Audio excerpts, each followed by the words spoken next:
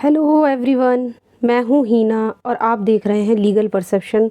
आज की वीडियो में हम मुस्लिम लॉ के एक और इम्पॉर्टेंट कॉन्सेप्ट वसीयत यानी विल को बहुत अच्छे से डिस्कस करने वाले हैं और इस टॉपिक से रिलेटेड हम केस लॉ भी डिस्कस करेंगे।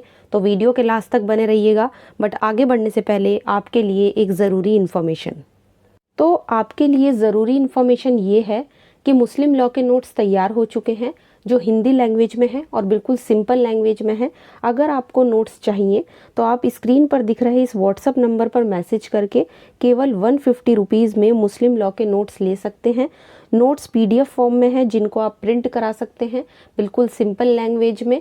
अगर आपको चाहिए तो उसमें आपको मुस्लिम लॉ के सभी इंपॉर्टेंट टॉपिक्स मिल जाएंगे। तो मुस्लिम लॉ में अगर बात करें विल के कॉन्सेप्ट की, वसीयत के कॉन्सेप्ट की, तो एक बेहद इम्पॉर्टेंट कॉन्सेप्ट है। हम इसको स्टार्ट करेंगे इसके मीनिंग से, फिर इसकी डेफिनेशन पढ़ेंगे, इसके मेन एलिमेंट्स पढ़ेंगे और कई इंपॉर्टेंट पॉइंट डिस्कस करेंगे। इसके अर्थ को जानने से पहले सबसे पहले ये समझिए कि वसीयत होती क्या है। तो जब कोई पर्सन अपनी प्रॉपर्टी को अपनी डेथ के बाद जिस व्यक्ति को भी देना चाहता है उसके लिए वो एक वसीयत तैयार करता है, एक डॉक्यूमेंट तैयार करता है जिससे उसकी डेथ के बाद उसकी प्रॉपर्टी के बारे में किसी तरह का कोई डिस्प्यूट ना हो सके और उसकी प्रॉपर्टी उन लोगों को जा सके जिनको वो वसीयत करना चाहता है।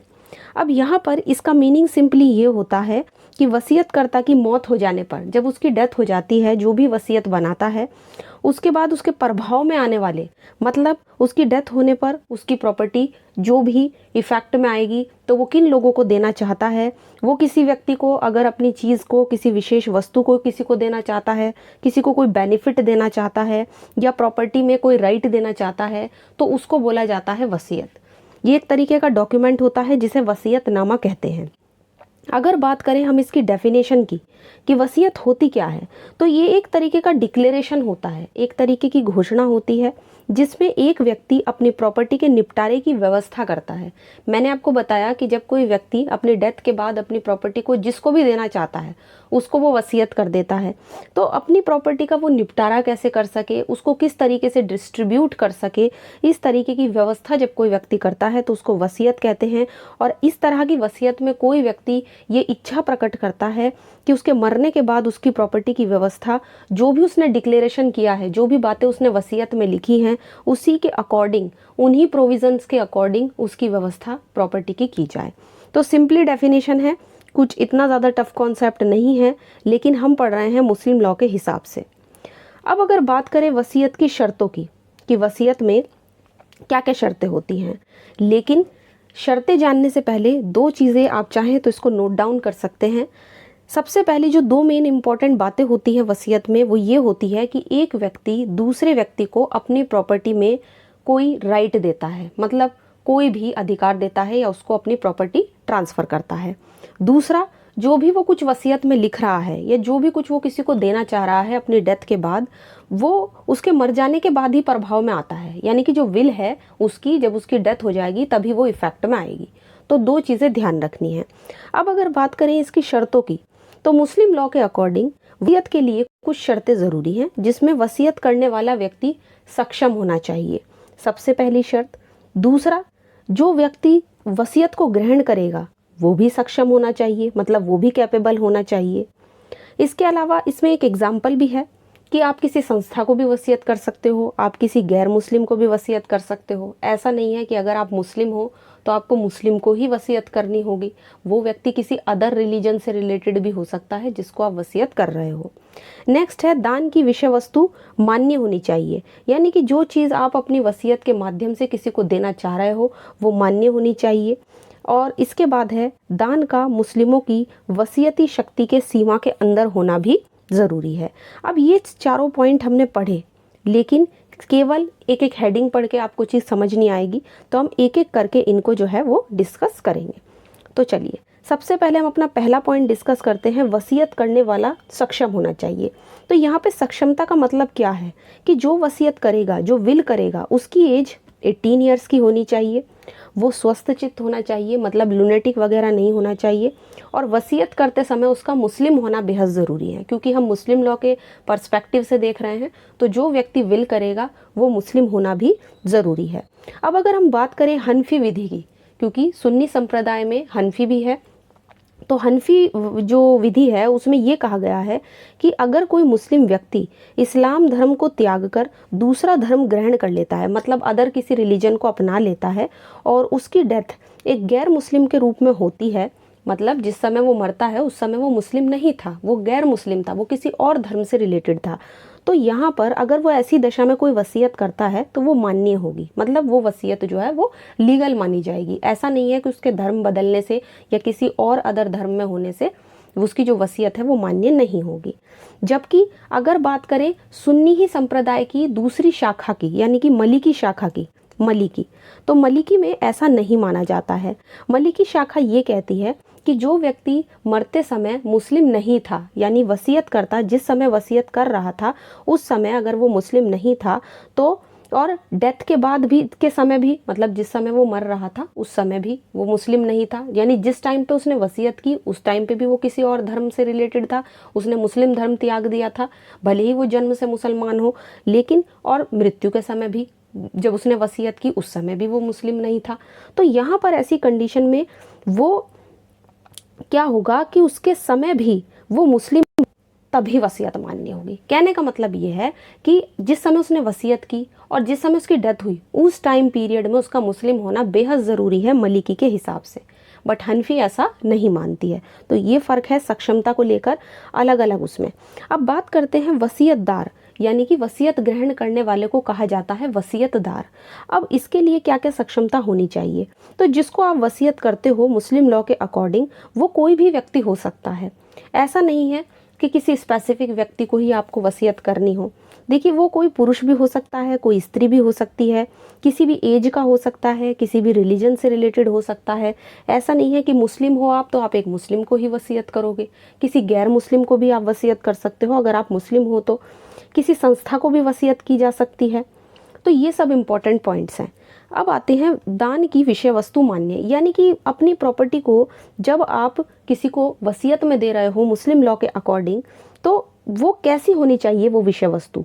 तो इसका मतलब यहाँ पर ये है कि किसी भी तरह की प्रॉपर्टी आप वसीयत में दे सकते हो, चाहे वो चल हो चाहे अचल हो, चाहे वो मूर्त हो या अमूर्त हो। इसके अलावा ये जो प्रॉपर्टी है जो आप वसीयत में दे रहे हो आप उसका ट्रांसफ़र कर सकते हो, चाहे वो प्रॉपर्टी चल हो अचल हो, जैसा कि हमने समझा।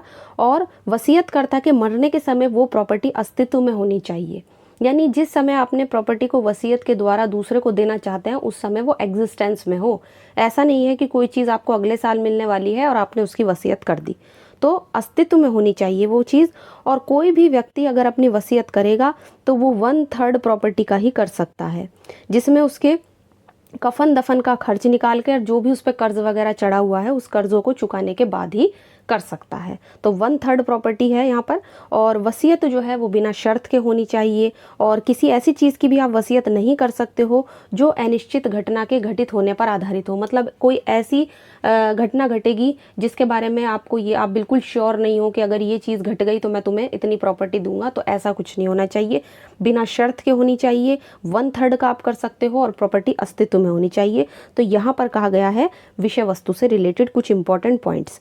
अब बात कर लेते हैं नेक्स्ट की, दान का मुस्लिमों की वसीयती शक्ति की सीमा के अंदर होना। अब इस पॉइंट का क्या मतलब है? अब देखिए यहाँ पे वसीयती शक्ति और सीमा दो चीज़ों की बात हुई है कि कितनी पावर और कितना लिमिटेशन। तो इसमें दो तरह से इसकी लिमिटेड बातें कही गई हैं। सबसे पहले है वसीयतदार व्यक्तियों से संबंधित सीमा, यानी कि यहाँ पर क्या कहा गया है कि मान लीजिए अगर एक मुसलमान है और एक मुसलमान के द्वारा अगर वो अपने उत्तराधिकारियों के पक्ष में वसीयत करना चाह रहा है, मतलब तो फिर वो वसीयत नहीं की जा सकती है। अब इस संबंध में भी दो अलग अलग विधियां हैं, सुन्नी विधि क्या कहती है और शिया विधि क्या कहती है। सुन्नी विधि के अकॉर्डिंग अगर हम देखें तो अगर कोई व्यक्ति अपने उत्तराधिकारी को कोई प्रॉपर्टी वसीयत के द्वारा विल के द्वारा देना चाहता है तो उसे दूसरे उत्तराधिकारियों से सहमति लेने की ज़रूरत है। मतलब अगर सहमति नहीं दी गई है तो उत्तराधिकारी को वसीयत नहीं की जा सकती। बट शिया विधि ये कहती है कि अगर आप किसी उत्तराधिकारी को किसी एक को वसीयत करना चाह रहे हैं तो बिना उत्तराधिकारी यानी जो दूसरे व्यक्ति हैं उनकी सहमति के बिना भी आप वसीयत कर सकते हो। तो शिया विधि के अकॉर्डिंग लेने की ज़रूरत नहीं है दूसरे उत्तराधिकारियों की सहमति, बट सुन्नी विधि कहती है कि आपको जो दूसरे सक्सेसर है, जो दूसरे उत्तराधिकारी हैं, उनकी सहमति लेनी होगी, तभी जो है वसीयत मान्य होगी। एक सीमा इसमें बताई गई है संपत्ति से संबंधित सीमा। वसीयतदार से संबंधित सीमाएं तो हमने पढ़ ली कि दूसरे उत्तराधिकारी की आपको सहमति लेनी होगी, बट प्रॉपर्टी से रिलेटेड सीमा क्या है? अब देखिए, मुस्लिम लॉ के अकॉर्डिंग जनरल रूल ये है कि कोई भी मुसलमान जो भी उसके पास प्रॉपर्टी है, जो भी उसके पास जायदाद है, उसमें उसके कफन दफन का सारा खर्च निकाल के, मतलब जो भी उसके मरने के बाद जो भी उस पर खर्च वगैरह होगा, उस खर्च को निकाल कर और जो भी उस पर कर्ज वगैरह हैं उनका भुगतान करने के बाद जो भी प्रॉपर्टी उसके पास बचती है उसका केवल 1/3 ही वो है क्या कर सकता है, वसीयत में कर सकता है। 1/3 से ज़्यादा का वो वसीयती दान किसी को नहीं कर सकता। तो ये है प्रॉपर्टी से रिलेटेड सीमा। अब इतना कुछ ये सारे पॉइंट डिस्कस करने के बाद हम आते हैं वसीयत की वापसी पर। क्या वसीयत की वापसी भी हो सकती है? एक बार वसीयत कर दी तो क्या उसको वापस लिया जा सकता है? तो मुस्लिम लॉ में अगर कोई व्यक्ति वसीयत करता है तो वो अपनी वसीयत को वापस लेने का भी अपने लाइफ टाइम में उसको वापस भी ले सकता है। हालांकि वसीयत जो है, जो विल होती है, वो व्यक्ति की डेथ के बाद ही जो है इफेक्ट में आती है, लेकिन अपने लाइफ टाइम में अगर उसने वसीयत कर दी तो उसको पूरा अधिकार है उसको वापस लेने का। अब यहाँ पर एक इम्पॉर्टेंट केस लॉ है, ये भी हम देखेंगे। क्या कह रहा है केस लॉ? केस का नाम है मोहम्मद अल्ताफ वर्सेस अहमद बख्श 1876। अब यहाँ पे इस केस में बताया था कि वसीयत कैसे होती है। तो मुस्लिम लॉ के अकॉर्डिंग अगर हम देखें तो वसीयत को करने के लिए किसी विशेष मान्य लेख या प्रारूप की ज़रूरत नहीं है। मतलब ऐसे ही आप सीधे भी वसीयत कर सकते हो। वसीयत को मान्य बनाने के लिए कोई लेख ज़रूरी नहीं है। ये ओरली आपने डिक्लेरेशन कर दी, मौखिक घोषणा कर दी, तो उससे भी वसीयत हो सकती है। इसके लिए कोई विशेष प्रारूप की ज़रूरत नहीं है। वसीयत के ही कॉन्सेप्ट से एक और क्वेश्चन कभी कभी एग्ज़ाम में आ जाता है कि आत्महत्या करने वाले की वसीयत, यानी कि अगर कोई व्यक्ति सुसाइड करता है और वो कोई विल बनाकर चला जाए तो उसका क्या इफ़ेक्ट होगा, ये यहाँ से क्वेश्चन बनता है।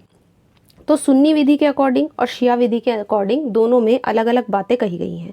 अगर हम बात करें सुन्नी विधि की, तो सुन्नी विधि ये कहती है कि कोई व्यक्ति जो सुसाइड करता है और उसने जो भी विल बनाई है, जो भी वसीयत की है, वो मान्य होती है, मतलब वो चल जाएगी, वो लीगल होगी। बट अगर शिया विधि के अकॉर्डिंग हम देखें तो शिया विधि में ऐसा नहीं है। शिया विधि के अकॉर्डिंग जो व्यक्ति सुसाइड करता है और उससे पहले अगर कोई विल बनाता है तो वो मान्य नहीं होती है, मतलब उसको मान्यता नहीं मिलेगी, वो एक तरीके से वॉइड मानी जाएगी। तो इसका कोई मतलब नहीं है। लेकिन हाँ, एक बात इसमें ये बताई गई है कि अगर मान लीजिए सुसाइड करने से पहले ही वसीयत कर दी हो तब वो मान्य होती है। अब देखो, इसे हम एक केस से समझते हैं। मज़हर हुसैन वर्सेस बोधा बीबी 1898। एक मृत व्यक्ति ने पहले अपनी वसीयत कर दी, मतलब पहले उसने अपनी वसीयत लिख दी जो वो जिसको देना चाहता था। उसके बाद उसने जहर खा लिया, मतलब पॉइजन खा लिया। इसके बाद होता क्या है, कोर्ट ने क्या कहा कि ऐसी वसीयत मान्य है। अब कोर्ट ने ऐसी वसीयत को मान्य ठहराया। यहाँ पर क्यों मान्य ठहराया गया? शिया विधि के अकॉर्डिंग हम देख रहे हैं, क्योंकि देखिए उसने क्या किया, वसीयत पहले की और उसके बाद सुसाइड किया, इसलिए मान्य है। अगर वो पहले सुसाइड कमिट करने की कोशिश करता और उसके बाद वसीयत करता तब वो मान्य नहीं होती। तो शिया विधि में थोड़ा सा जो है यहाँ पर हमें एक विरोधाभास देखने को मिलता है। सुन्नी विधि तो सीधा कह रही है कि ऐसी वाली वसीयत मान्य होगी, बट शिया विधि में थोड़ा सा जो है वो पॉइंट अलग अलग हैं और थोड़ा सा हमें समझने की कोशिश करनी होगी कि अगर पहले वसीयत कर दी फिर सुसाइड करने की कोशिश की तो वो वाली वसीयत जो है वो आपकी मान्य होगी। बट अगर पहले आपने सुसाइड की कोशिश की उसके बाद वसीयत की, वो वाली मान्य नहीं होगी। तो थोड़ा सा यहाँ पर थोड़ा डिफ़िकल्ट कॉन्सेप्ट लगता है, बट इतना है नहीं अगर हम इस चीज़ को अच्छे से समझे तो। नेक्स्ट आता है अजन्मे को वसीयत। अब मान लीजिए कोई बच्चा अनबॉर्न है, अभी वो पैदा नहीं हुआ है, क्या उस बच्चे को भी वसीयत की जा सकती है? अब एक क्वेश्चन यहाँ से आ जाता है एग्ज़ाम में, तो इसका क्या मतलब, क्या पॉइंट्स हैं इस बारे में? तो अजन्मे को अगर वसीयत करनी है मुस्लिम लॉ के अकॉर्डिंग तो इसकी 2 शर्तें हैं। क्या शर्तें हैं? देखिए, सुन्नी विधि में तो वसीयत के हिसाब से अगर हम देखें पहले कि वसीयत किसी अनबॉर्न बच्चे को की जा सकती है या नहीं, तो सुन्नी विधि ये कहती है कि उस बच्चे का अस्तित्व में होना बहुत ज़रूरी है जिस समय वसीयत की जा रही है। मतलब जिस समय वसीयत करता वसीयत लिख रहा है या कर रहा है उस समय उस बच्चे को एग्जिस्टेंस में होना चाहिए, वो जीवित पैदा होना चाहिए, क्योंकि अजन्मे को वसीयत को वॉइड माना जाता है सुन्नी लॉ में। बट अगर बात करें शिया विधि की, तो शिया विधि में वसीयतकर्ता के मरने से पहले वसीयतदार का अस्तित्व में होना ज़रूरी है। यानी कि विल करते समय उसका उसमें होना ज़रूरी नहीं है एग्जिस्टेंस में, बस जिस समय वसीयतकर्ता की डेथ हो रही है उससे पहले पहले अगर वो बच्चा अस्तित्व में आ जाए, वो जीवित जन्म ले, तो वो वसीयत मान्य हो जाएगी उसके पक्ष में। अब यहाँ पर कुछ टाइम पीरियड बताया गया है मुस्लिम लॉ में। अगर सुन्नी विधि के अकॉर्डिंग देखें तो ऐसा बच्चा वसीयतकर्ता की मृत्यु की तारीख से अगर 6 महीने के अंदर जीवित पैदा हो गया तो वो मान्य हो जाएगी। और अगर शिया विधि के अकॉर्डिंग देखें तो यहीं पर यही टाइम पीरियड है 10 महीने का, तो 10 महीने के अंदर उसको जीवित पैदा होना है। तो एक तरीके से यहाँ पर कभी कभी यहाँ से भी क्वेश्चन आ जाते हैं टाइम पीरियड से रिलेटेड। सुन्नी विधि इसी टाइम को 6 महीने का बता रही है और शिया विधि के अकॉर्डिंग यही टाइम पीरियड है आपका 10 मंथ का। तो यहाँ पर अगर इस टाइम पीरियड में कोई बच्चा जन्म ले लेता है तो उसके संबंध में की गई वसीयत जो है वो वैध होगी। तो इस तरीके से अलग अलग कॉन्सेप्ट दिए गए हैं वसीयत के बारे में मुस्लिम लॉ में, और पूरा का पूरा कॉन्सेप्ट समझने के लिए हमें हर पॉइंट को डिस्कस करना होगा ताकि अच्छे से आप इस टॉपिक को समझ सकें। तो आज की वीडियो में हमने डिस्कस किया है वसीयत, विल के टॉपिक को। नेक्स्ट वीडियो में कोई और टॉपिक देखेंगे जो इम्पोर्टेंट है और अभी भी आपका बच गया है, तो वीडियो के लास्ट तक बने रहिएगा और इसके अलावा चैनल पे भी जुड़े रहिएगा। और साथ ही अगर आपको आज की वीडियो पसंद आई है तो उसको लाइक कर दीजिए, ज़्यादा से ज़्यादा शेयर कीजिए, और अगर इस चैनल पर नए हैं तो इसको सब्सक्राइब कर लीजिए। आप चाहें तो हमें टेलीग्राम पे भी ज्वाइन कर सकते हैं जहाँ पे आपको ढेर सारे नोट्स और PDF मिल जाएंगे। और अगर आपको मुस्लिम लॉ के और भी टॉपिक्स पढ़ने हैं तो आप डिस्क्रिप्शन में दिए गए लिंक पर जाकर पूरी प्लेलिस्ट में जो मुस्लिम लॉ की प्लेलिस्ट है उसमें और दूसरे जो टॉपिक्स हैं, जो भी कॉन्सेप्ट हैं, उनको पढ़ सकते हैं, या दूसरे लॉ जो भी हमने अभी तक इस चैनल पे जो भी पढ़ाए हैं उसको भी आप अच्छे से पढ़ सकते हैं प्लेलिस्ट में जाकर। तो मिलते हैं नेक्स्ट वीडियो में।